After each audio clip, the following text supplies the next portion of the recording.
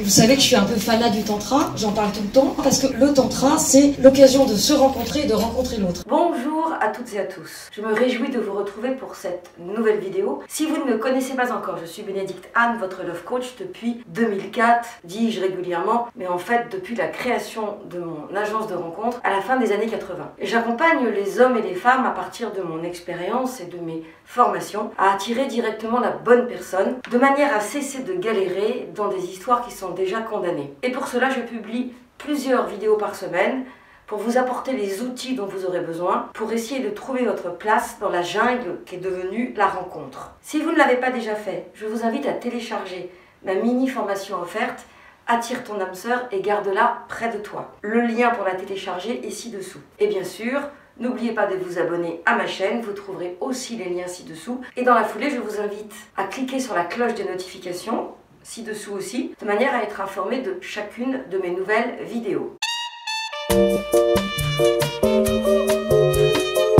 Nous avons beaucoup de chance aujourd'hui puisque nous recevons Matara et Marcel qui sont déjà venus il y a quelques années. Et Matara, je me souviens, mon premier stage d'initiation, elle était assistante avec Vassanti et Jeff qui était un des leaders du Sky, il y a plus de 15 ans. Donc c'était ma première introduction au Sky. Entre temps, évidemment, j'ai fait beaucoup de choses. Et vous savez que je suis un peu fanat du tantra, j'en parle tout le temps. C'est pas par hasard que je parle du tantra, parce que au-delà du côté il me plaît pas, je le veux pas, est-ce qu'il va m'épouser, est-ce qu'il va m'embrasser, les fantasmes et les projections, au-delà de tout ça, le tantra, c'est l'occasion de se rencontrer et de rencontrer l'autre. Et c'est aussi l'opportunité de mettre ses limites. Donc si quelqu'un vient vers vous en chaloupant comme ça et que ça ne vous dit rien, soyez très douce, très doux et repoussez.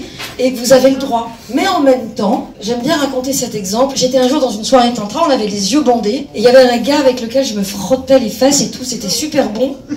Et puis il avait des chaussettes blanches. Bon, c'était pas très sexy. Et j'attendais qu'une chose, c'était de voir la tête de ce type qui avait des chaussettes blanches. Et en fait, je l'avais repéré parce que je regardais sous mon bandeau. Et quand on a enlevé les bandeaux, bah en fait, chaussettes blanches, il avait 20 ans de plus que moi. Le cheveu teint, il avait du bide, il était enceinte de 9 mois. Et j'ai eu la déception de ma vie. Et ce jour-là, en tantra, ce que j'ai compris, c'est que ce que l'on ressent n'a rien à voir avec ce que l'on voit. Et que parfois l'expérience du ressenti avec quelqu'un qui a priori n'était pas forcément votre genre, comme dirait Proust, est une belle expérience parce que ça vous donne l'occasion de sentir autre chose. Donc ne soyez pas trop critique ou trop ah non mais je le veux plus petit, plus grand, plus machin.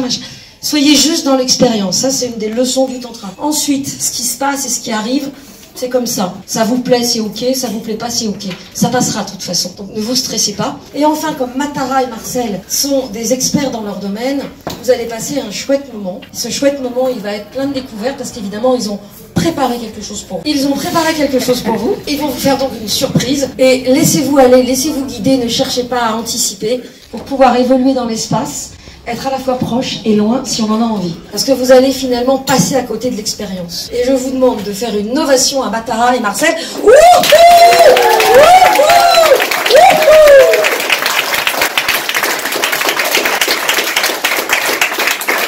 Merci. Alors maintenant, ils vont vous dire quelques mots de leur parcours ou de ce qu'ils vont vous faire faire aujourd'hui. Je prends la parole.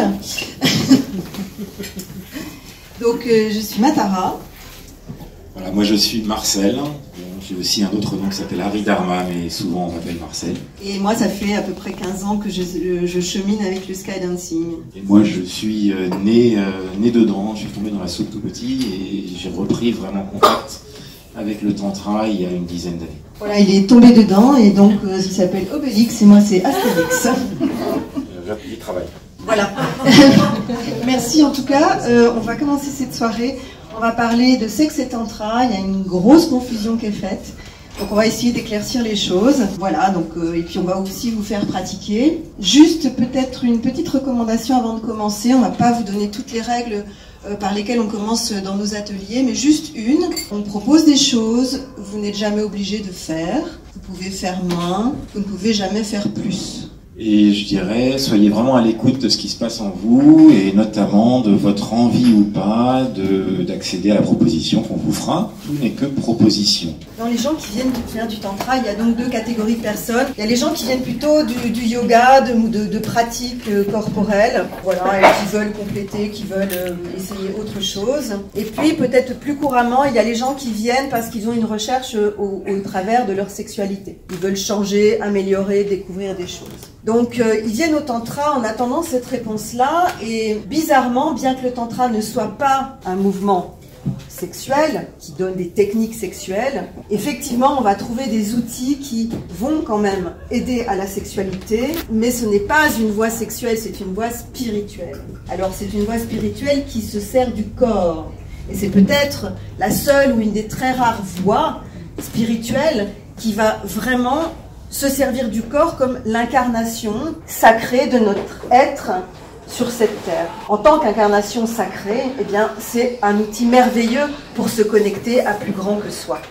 L'énergie, Shiva qui représente la conscience et Shakti qui représente l'énergie. Et le symbole de cette union de la conscience et de l'énergie, c'est donc Shiva qui accueille Shakti sur ses genoux dans la position du Yabhyum, qui est une position sexuelle. Donc là, évidemment, eux, ils créent le monde, donc on peut comprendre qu'ils soient dans cette position. Et cette position, c'est vraiment la symbolique du tantra. Donc évidemment, cette posture Shiva Shakti peut donner vraiment l'impression qu'on est dans la sexualité. Or, en fait, ils créent le monde d'une manière spirituelle. Et ça n'est pas interdit d'y mettre de la sexualité dans la spiritualité.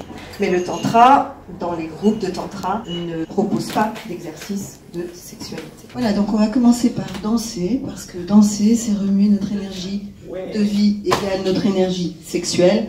Donc on est bien là où il faut. Et pour cela, je vous invite à vous lever. Merci d'avoir regardé cette vidéo jusqu'au bout. Merci de la liker si elle vous a plu, de la partager si vous pensez qu'elle peut aider des personnes de votre environnement. Et à très vite pour une nouvelle vidéo.